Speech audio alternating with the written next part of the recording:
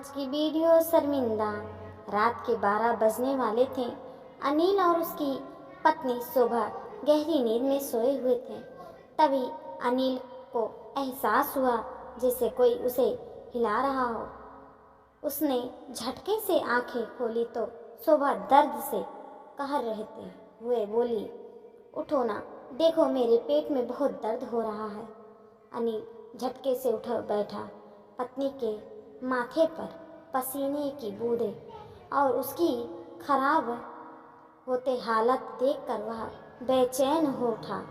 उसने जल्दी से एम्बुलेंस को फ़ोन लगाया और बगल के कमरे में सोई हुई अपनी माँ प्रभा देवी जी को जगाते हुए बोला कि माँ उठो ना, शोभा की तबीयत बिगड़ती जा रही है।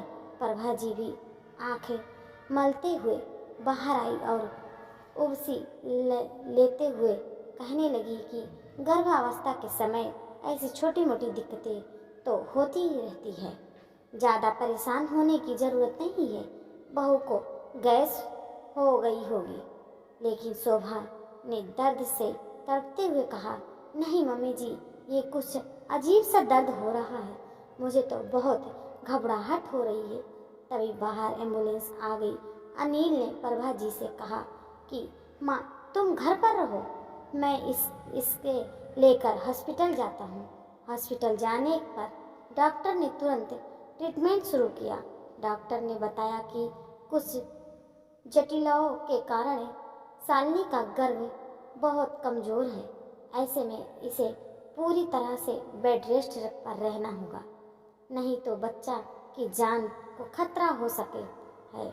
डॉक्टर की बात सुनकर अनिल बहुत घबरा गया, क्योंकि शादी के 7 साल के बाद बहुत इलाज करवाने के बाद दोनों को माता पिता बनने का सौभाग्य मिला था। इस बच्चे को लेकर शोभा के बहुत सारे सपने जुड़े हुए थे।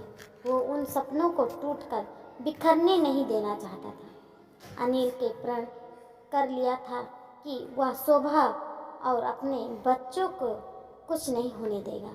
3 दिनों बाद शोभा हॉस्पिटल से घर आई गई थी, क्योंकि अभी उसका 5वां महीना ही चल रहा था। इसीलिए अभी कई महीने उसका बहुत ज़्यादा ध्यान रखने की ज़रूरत थी। अनिल के घर पर केवल उसकी माँ और पत्नी ही थी, कोई और नहीं था जो उनकी मदद कर पाता। काम वाली बाई तो आती थी, लेकिन वहाँ तो पूरा समय शोभा की देखभाल नहीं कर सकती थी और प्रभा देवी जी तो अपने घुटनों के दर्द से ही परेशान रहती थी। ऐसे में शोभा यात्रा भी नहीं कर सकती थी, वरना वो उसके मायके ही भेज देता। आखिरकार उसने शोभा के मम्मी से बात की। शोभा की मम्मी भी अपनी जिम्मेदारियों थी।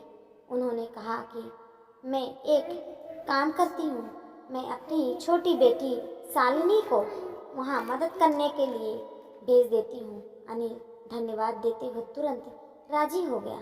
शालिनी जो तो जीजा जी के घर जाने की बात सुनकर खुशी से झूम उठी कि उसे इतने दिनों तक दीदी और जीजा के साथ रहने का मौका मिला।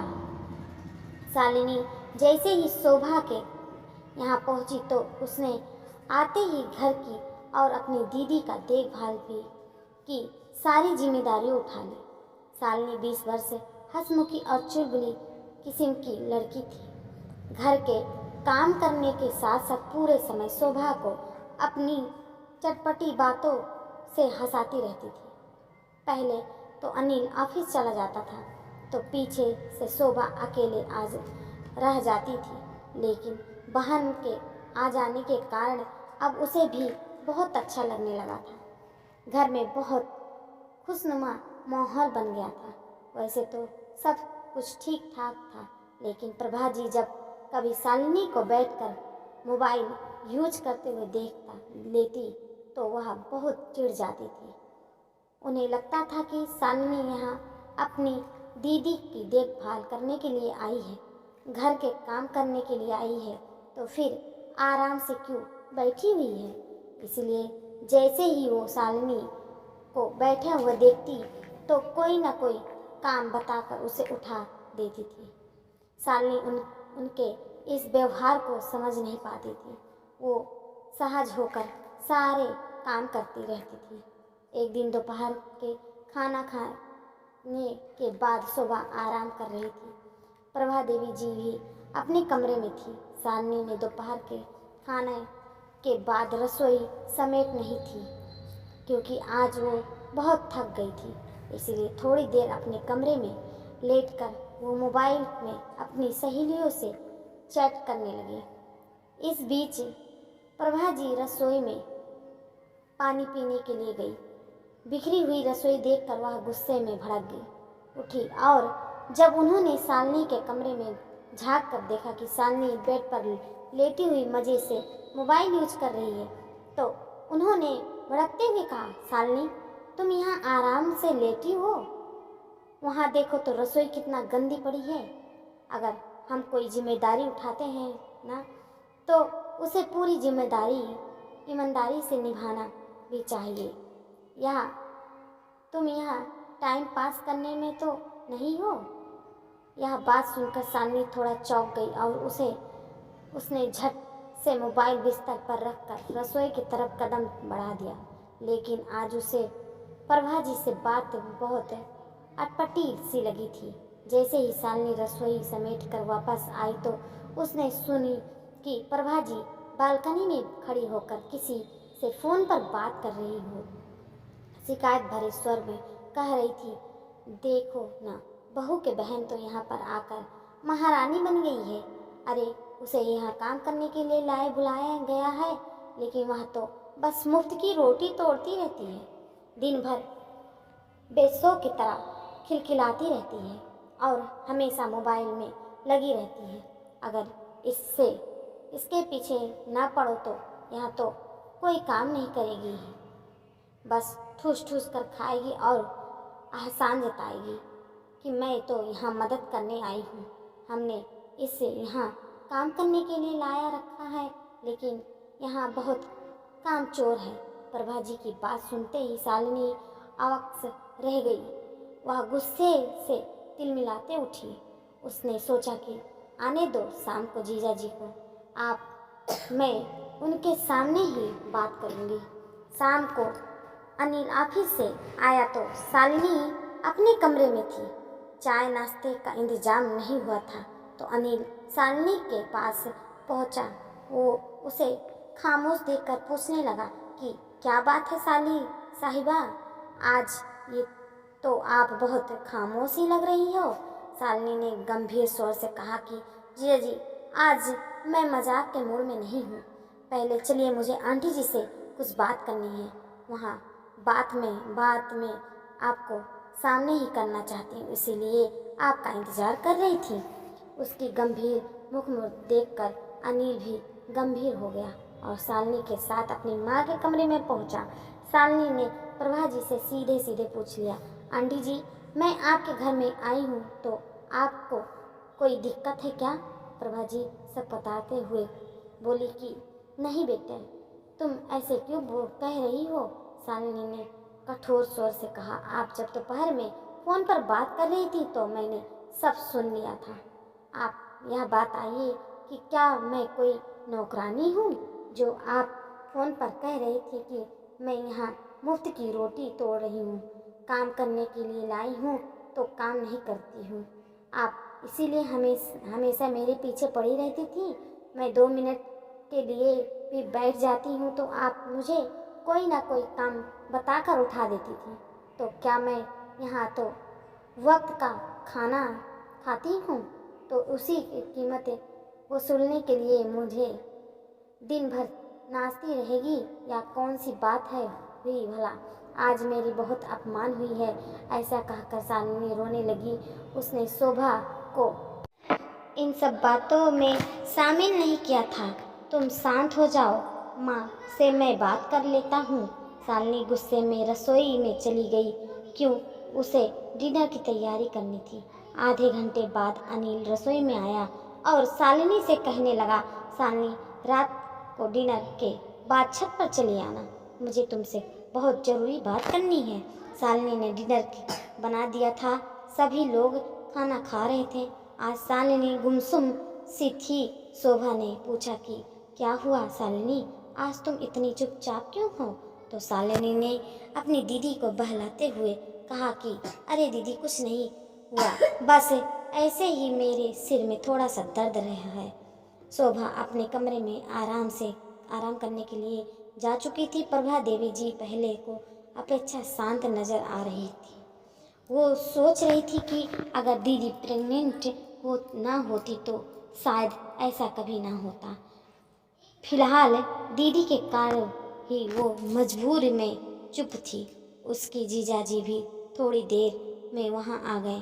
उस अंधेरे कोने में वो शालिनी के चेहरे पर भाव नहीं देख पा रहे थे। अनिल ने आते ही शालिनी के आगे हाथ जोड़ते हुए कहा कि माँ की तरफ से मैं तुमसे माफ़ी मांगता हूँ। मैंने माँ को अच्छे से समझा दिया कि यदि तुम्हारी जगह उनकी बेटी के साथ कोई ऐसा व्यवहार करता तो उनके को कैसा लगता। अब वो बड़ी हैं, उन्होंने तुमसे माफ़ी नहीं मांग लेंगी। अब वो तुम्हारे साथ ऐसे बर्ताव नहीं करेंगे। शालिनी ने असमंजस भरे स्वर में पूछा। वह सब तो मैंने वहाँ पर देख लिया था, आपने मुझे यहाँ अकेले में क्यों बुलाया है? अनिल कहने लगा, देखो शालिनी, जो भी हुआ बहुत गलत हुआ, लेकिन मेरी तुमसे यही विनती है कि तुम अपनी माँ से कुछ मत कहना। अगर उन्हें ये सब पता चल गया तो उन्हें बहुत बुरा लगेगा।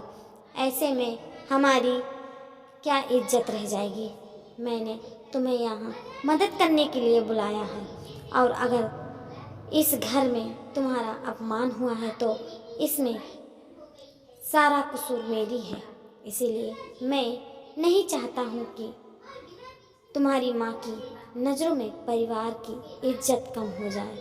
जो कुछ भी हुआ है वह बहुत ही शर्मनाक था, लेकिन आप अपने घर में यहाँ सब बातें मत बताना प्लीज़। मैंने माँ के सामने ये सब तुमसे इसलिए नहीं कहा क्योंकि मुझे डर था कि कहीं फिर वो इस हमारी कमजोरी समझकर हमारे साथ और गलत व्यवहार ना करने लगे। कि तुम तो अपनी माँ से कुछ कहोगी नहीं। शालिनी ने कुछ सोचते हुए कहा कि जीजा जी, आप बहुत अच्छे इंसान हैं और मेरी दीदी को भी इसी घर में रहना है। मुझे आंटी जी से की बात का बुरा तो लगा है, लेकिन अगर आप कहते हैं तो मैं माँ को कुछ नहीं बताऊंगी।